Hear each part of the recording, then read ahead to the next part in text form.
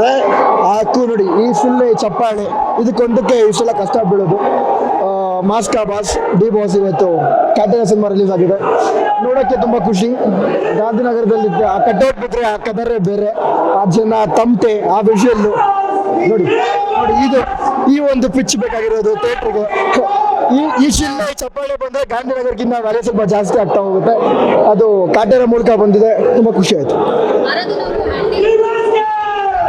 ಹೇಳೋದೇ ಬೇಕಾಗಿಲ್ಲ, ಮಹಾರಾಷ್ಟ್ರೀ madam legendary, ಅವ್ರ ಮಗ ಇವತ್ತು ಇಂಡಸ್ಟ್ರಿಗೆ ಎಂಟ್ರಿ ಕೊಟ್ಟಿರೋದು ತುಂಬ ಖುಷಿ ಅನಿಸುತ್ತೆ. ಅದು ನಮ್ಮ boss cinema first cinema heroine ಆಗಿದ್ದಾರೆ, ನಿಜವಾಗ್ಲೂ ಲಕ್ಕಿ ಅಂತಾನೆ ಹೇಳ್ಬೋದು. ಅವ್ರು ಕೊಟ್ಟಿರೋಂಥ ಪಾತ್ರ ತುಂಬ ಚೆನ್ನಾಗಿ ನಿಭಾಯಿಸಿದ್ದಾರೆ. ಇಡೀ ಸಿನಿಮಾ ಒಳ್ಳೇದಾಗಲಿ. ಕಾಟೇರ ಆಲ್ರೆಡಿ ರಿಲೀಸ್ ಆಗೋಯ್ತು, ಅದು ಬೇಡ, ನೆಕ್ಸ್ಟ್ ಮುಂದಿನ ಬರೋ ಚಿತ್ರಗಳು ನೋಡೋಣ. ಅಂಥದ್ದೇನಾದ್ರು ಚಾನ್ಸ್ ಬಂದರೆ ಖಂಡಿತ ಸಣ್ಣ ಸಣ್ಣ ಪಾತ್ರ ಇದ್ರು 100% ಮಾಡೇ ಮಾಡ್ತೀನಿ. ಅದಕ್ಕೆ ಬೆಲೆ ಕೊಡುವಂಥ ಪಾತ್ರ ಇದ್ರೆ 100% ಬಾಸ್ ಮಾಡಿಸ್ತಾನೆ.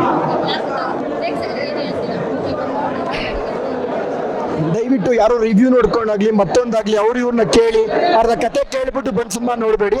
ಪ್ರತಿ ಶಾರ್ಟು ಗೂಸ್ ಬಂಪ್ಸ್ ಬರುತ್ತೆ, ಎಲ್ಲ ಶಾರ್ಟು ಸೀಟ್ ತುದಿಲ್ ಬಂದು ಕುತ್ಕೊಂಡು ನೋಡ್ತೀರಾ, ಆ ಥರ ಶಾರ್ಟ್ಸ್ಗಳಿದೆ ಪ್ರತಿಯೊಂದೂ. ಖುಷಿ ಆಯಿತು, ಒಳ್ಳೇದಾಗಲಿ, all the best. Thank you.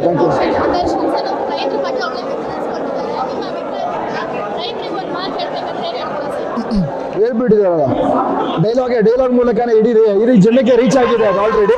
ಅದಕ್ಕೋಸ್ಕರ ಬಾಸು ಯಾವುದೇ ಸಿನಿಮಾ ಮಾಡಬೇಕಿದ್ರು ಅಂದರೆ ಇವಾಗ ಪ್ಯಾನ್ ಇಂಡಿಯಾ ಮತ್ತೊಂದು ಅದು ಇದು ಅಂತ ಹೇಳ್ತಾ ಇರ್ತಾರೆ ಎಲ್ಲರೂ ಕೂಡ.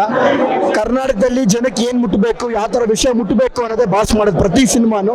ಅದೇ ಈ ಸಿನಿಮಾ ಮೂಲಕ ಒಂದು ರೈತರಿಗೆ ಏನು ಮುಟ್ಟಿಸ್ಬೇಕು ಅದನ್ನು ಮಾಡಿದರೆ ತುಂಬ ಖುಷಿ ಅನಿಸ್ತದೆ. Thank you so much. ಹೆಚ್ಚಿನ ವಿಡಿಯೋಗಳಿಗೆ ಪ್ರತಿಧ್ವನಿ ಯೂಟ್ಯೂಬ್ ಚಾನೆಲ್ ಸಬ್ಸ್ಕ್ರೈಬ್ ಮಾಡಿ, ಬೆಲ್ ಐಕಾನ್ ಕ್ಲಿಕ್ ಮಾಡಿ.